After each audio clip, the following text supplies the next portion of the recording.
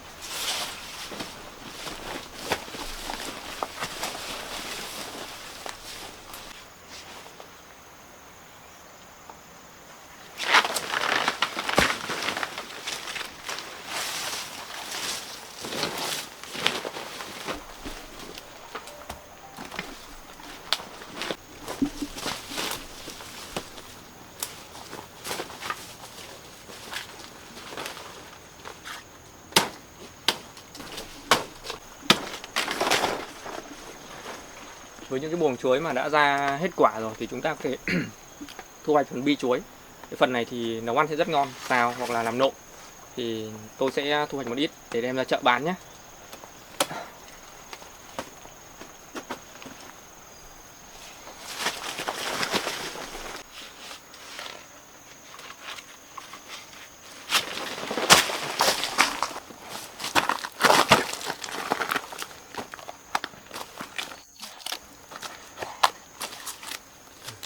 Chúng ta phải lược bỏ những phần lá dài đi thì ăn nó sẽ ngon, ngọt, giòn hơn.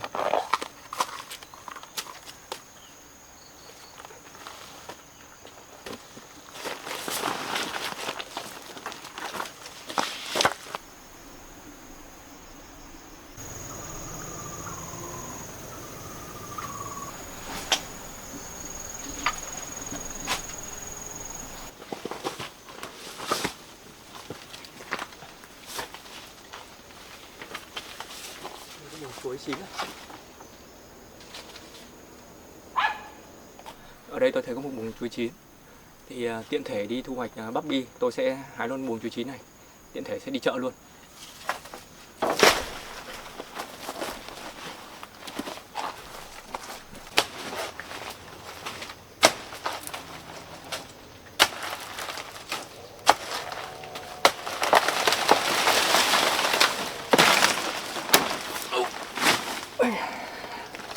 Rất to và nặng.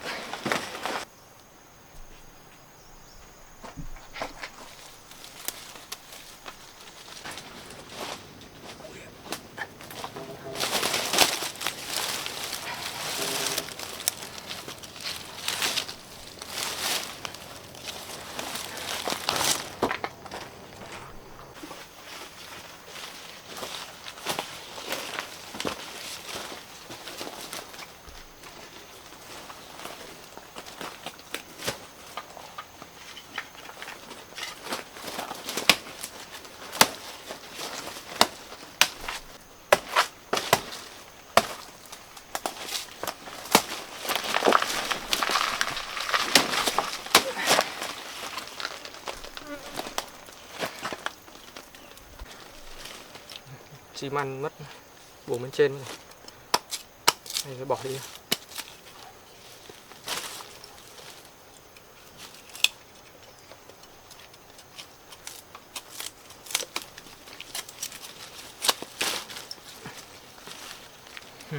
Đâu đây?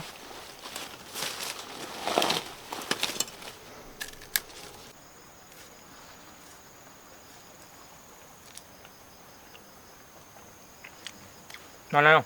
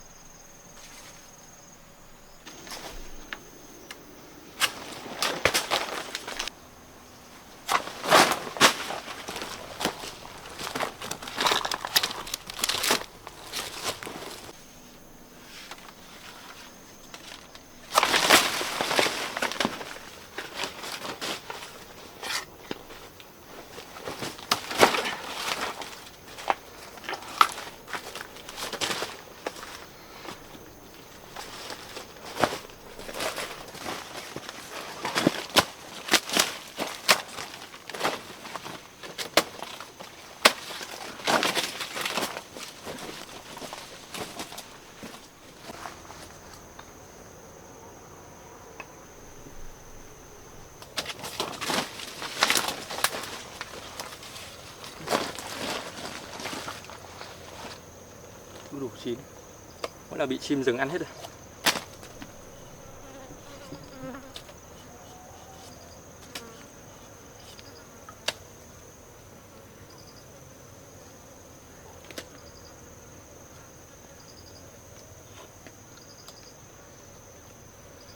Rất ngọt.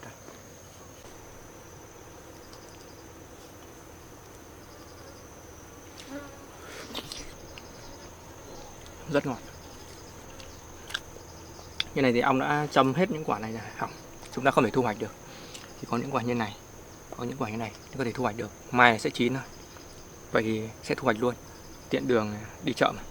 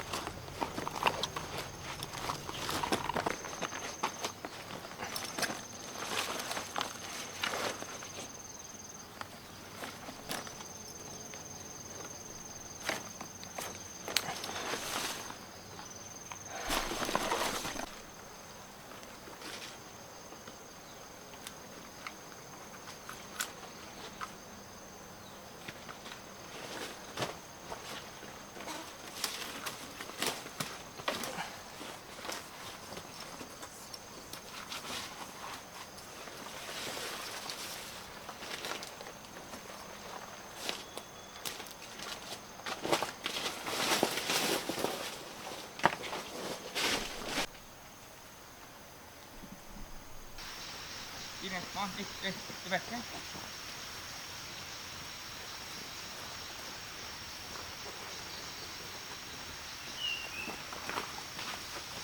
Đu đủ đấy.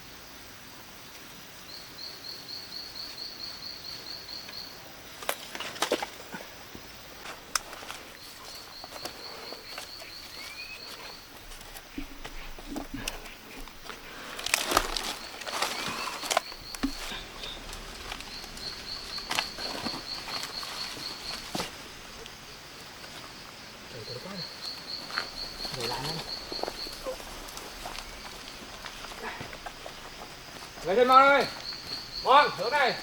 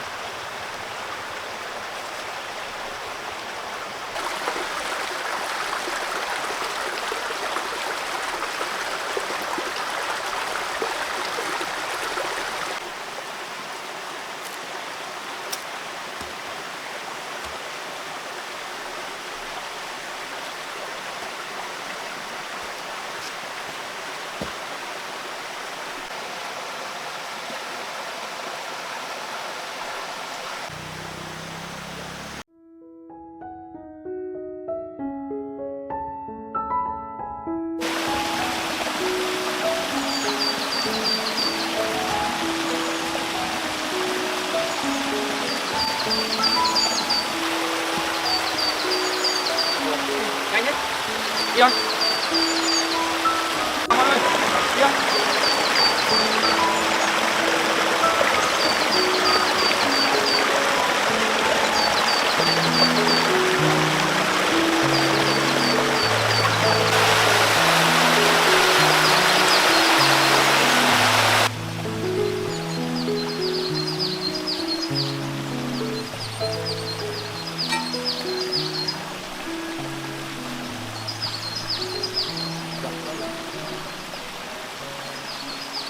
Đây là củ từ gai rừng. Củ này chỉ có mọc ở trên rừng mà thôi. Củ từ thì có rất nhiều cái tác dụng trong cuộc sống hàng ngày, như là bổ sung chất dinh dưỡng và chất xơ rất là tốt, là một nguồn thực phẩm có thể thay thế thức ăn hàng ngày. Củ này có thể đem đi bán, cũng trở thành một món đặc sản của vùng cao. Bây giờ tôi sẽ đào phấm này lên xem có không nhé. Đây là một gốc khá lớn.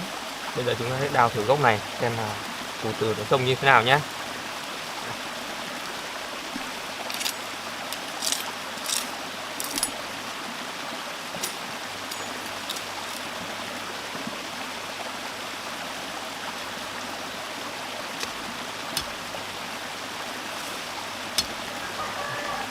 Đất cũng mềm, khá dễ đào.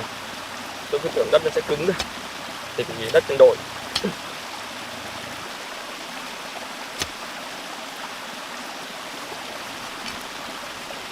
Như các bạn có thể thấy lớp gai bảo vệ cho củ rất nhọn.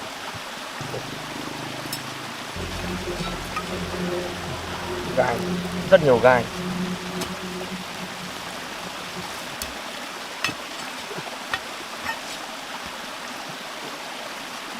Đây này, cái này to đấy, đào sâu xuống mới được.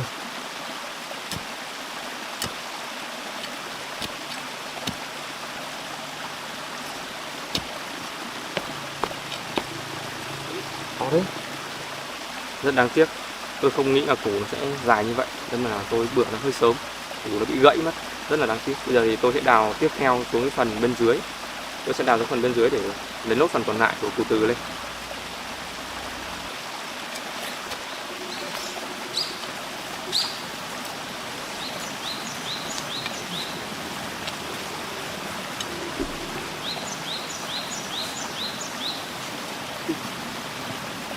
Củ tiếp này.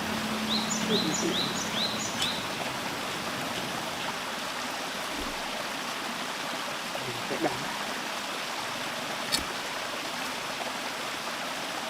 củ khá to, ăn vào trong sâu vào.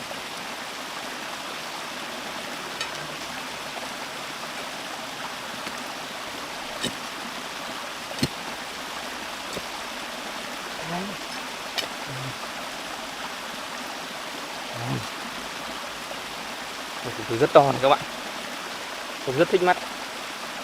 Củ từ nhé, các bạn có thể nhìn thấy này.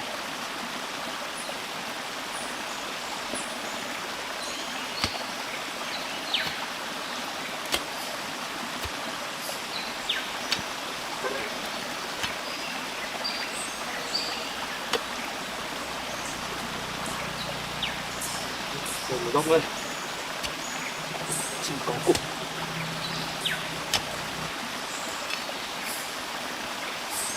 Đây có một củ đây các bạn, nó to thế.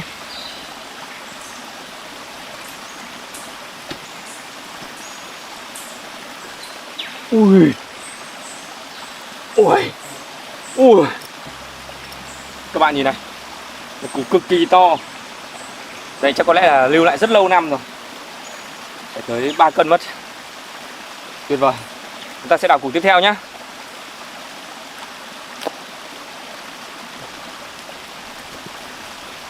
Đầy phọt luôn.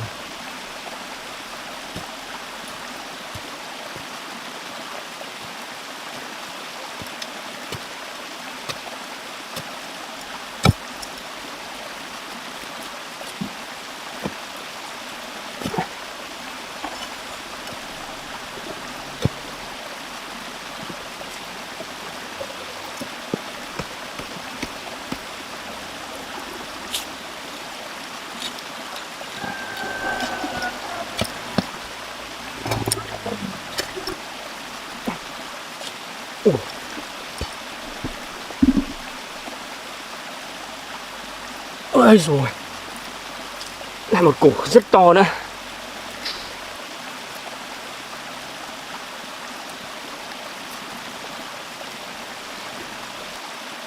Các bạn nhìn thấy củ từ không? To kinh khủng luôn, to hơn cả củ vừa trong, mà hơn nữa củ này nó còn gãy nữa. Bây giờ tôi sẽ đào nốt cái phần còn lại ra để chúng ta ghép lại với củ này nhé. Ui, vẫn gãy.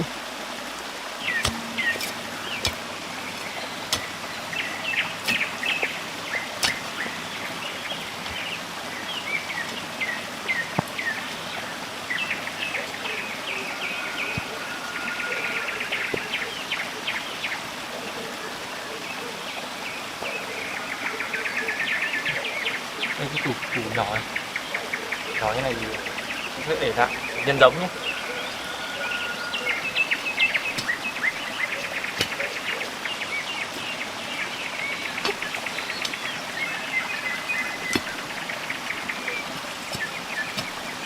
Ui.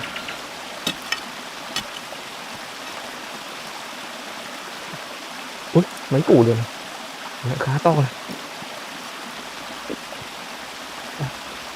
Củ ngon quá nhỉ, đẹp quá. Vướng đá rồi, phải đào bay chỗ đá đi.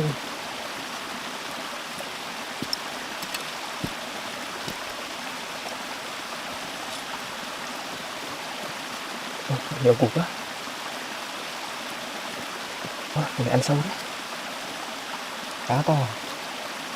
Các bạn thấy không? Đẹp không này? Rất nhỏ mà xinh. Củ này ăn sẽ rất ngọt đây.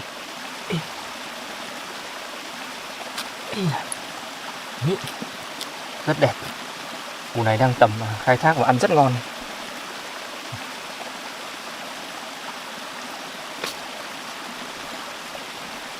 Rất đáng tiếc là tối bữa nó lại gãy mất cái phần này. Bây giờ chúng ta sẽ đào nốt phần dưới. Củ này có thể lấy được đây. Rất đẹp.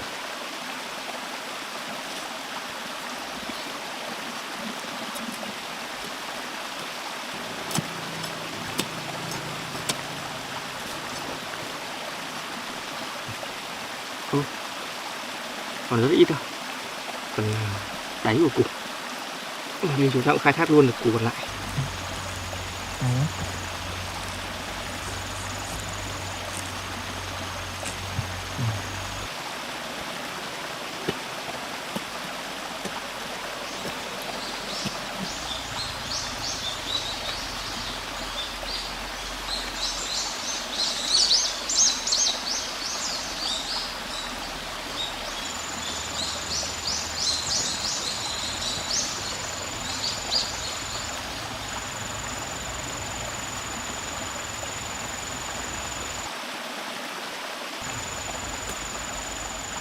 Về thôi Mon ơi, về thôi.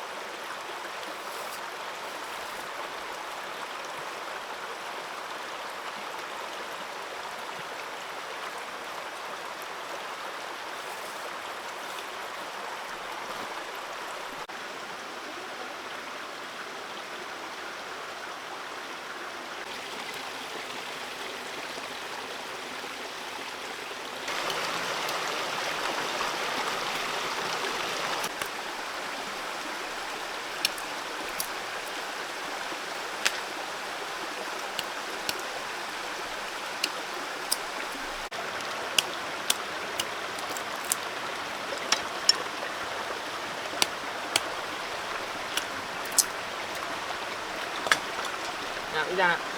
Đấy, bớt. Iya iya. Ngồi dưỡng, bớt ngon ngồi dưỡng này.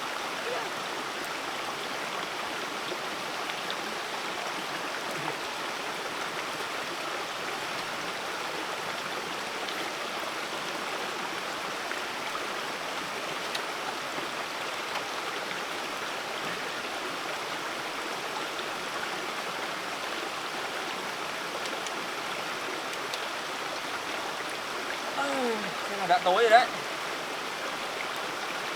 Ăn gì được nhà Mon nhỉ?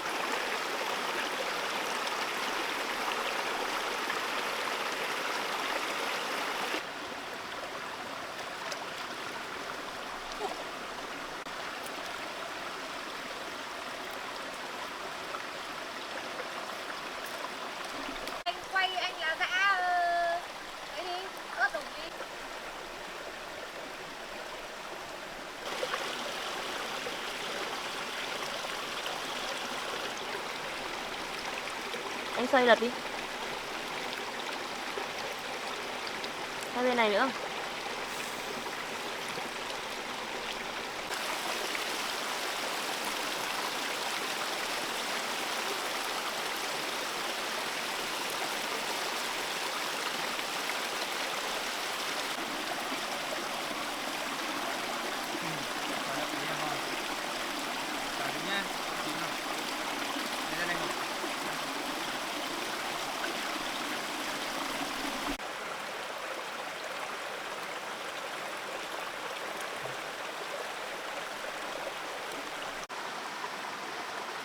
Thơm không? Thơm quá. Nè, xả tí nhé.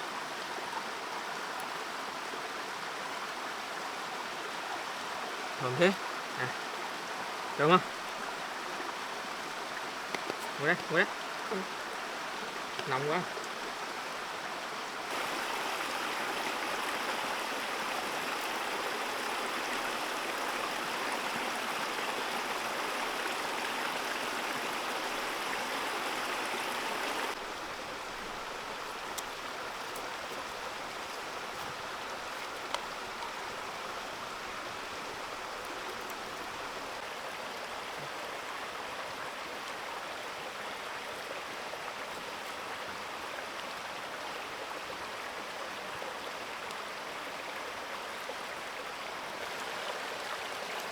Dài, có nhà.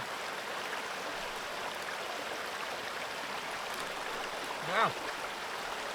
Ăn miếng nữa nha.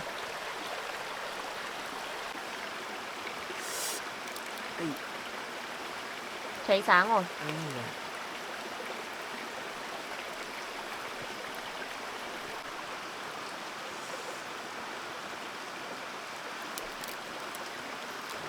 Ui, bảo thế.